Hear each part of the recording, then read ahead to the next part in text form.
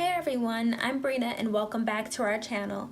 Today I'm going to be reviewing two Maybelline foundations that are known to be matte. So if you're interested in watching my review, just keep tuned, keep on watching. The first foundation I'm going to be talking about today is the well-known Maybelline Fitme Matte and Poreless Foundation. The color I got is in the shade 360 Mocha. This foundation retails for about $7.99 for 1 ounce and it comes in 40 shades. I had previously bought the shade 370 Deep Bronze and I found it to be slightly too dark, so I decided to go ahead and pick this up. It unfortunately comes in a glass container, which is annoying because it gets all over the place, but for the price range I believe it's a good buy either way. The other foundation I'm going to be talking about is the Maybelline Dream Matte Mousse. I picked it up in a shade Cocoa Dark number 3. This foundation comes in only 12 shades, unfortunately. It comes in a jar and it retails for about $10 for 0.64 ounces. But I think you can buy it for a little over $7 at Walmart. And this happened to be the darkest shade.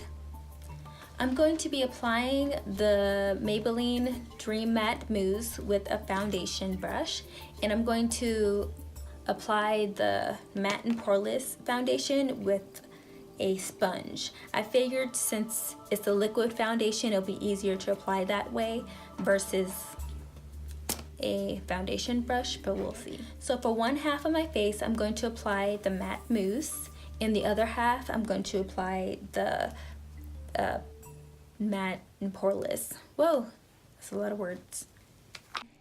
This foundation claims to be a long-lasting and lightweight foundation that leaves the skin looking smooth with a matte finish. It's pretty much a medium coverage for the most part. I went ahead and used the foundation brush to apply mine. I find it really easy to use because it's thick enough that it spreads well.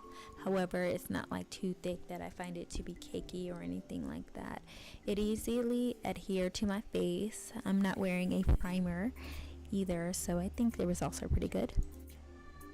I went ahead and just applied this foundation with first my fingers directly to my face, and then I decided to go ahead and use a sponge, damp sponge, to go ahead and siphon it into my skin there. This foundation also claims to be lightweight, and however it mattifies and refines pores. It's supposed to be ideal for normal to oily skin types, and it's supposed to leave a natural and seamless finish. I would say it's probably medium to full coverage, buildable, but I generally just like a medium coverage or even light. That's what I prefer. I went ahead and applied some Wet n Wild concealer off camera, but as you can see, I'm pretty much like the finish of both sides. This side is definitely more natural looking.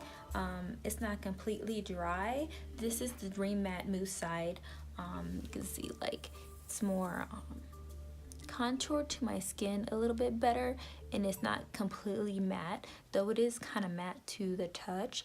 The transfer is nothing. I don't really get anything on my hands right away, but then I didn't apply a whole bunch.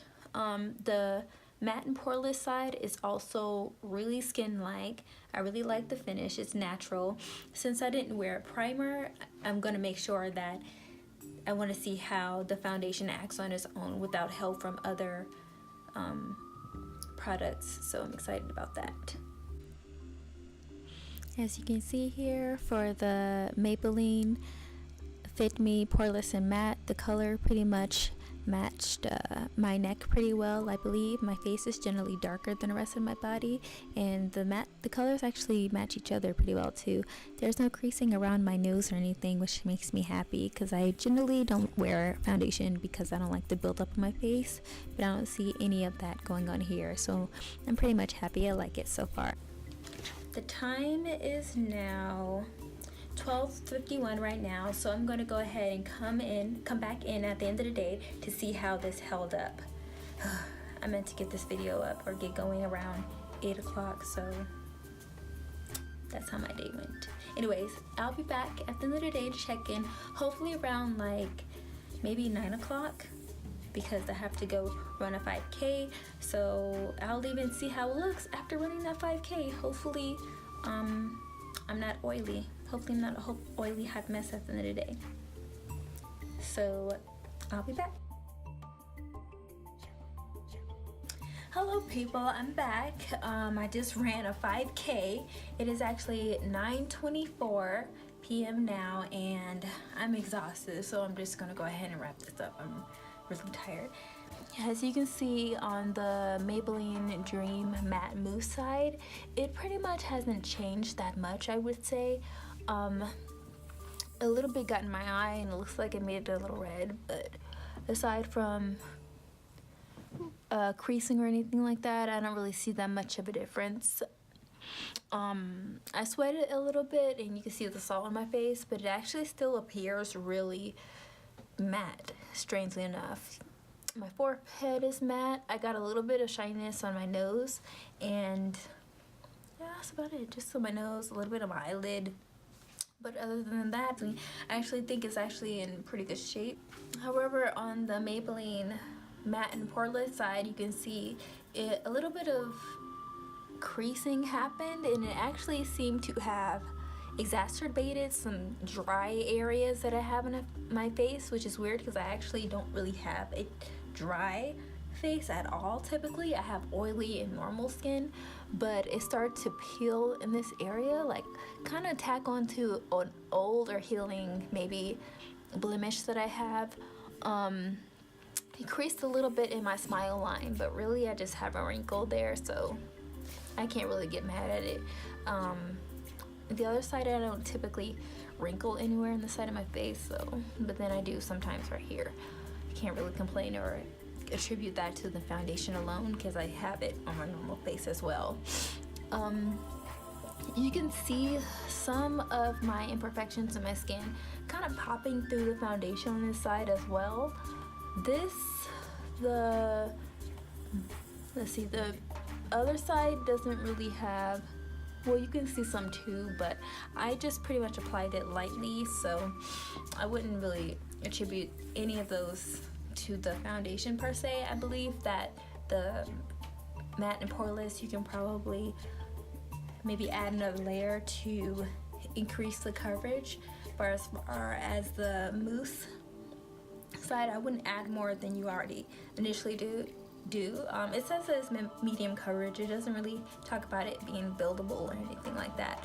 So I would definitely recommend either of the foundations depending on your lifestyle and your things you need in a foundation. If you're going to be a very active person, like exercising throughout the day and maybe wearing the foundation for longer or in different environments, say sun or something like that, like heat, then I would recommend more of the Dream Matte Mousse because it does stay in place a little better.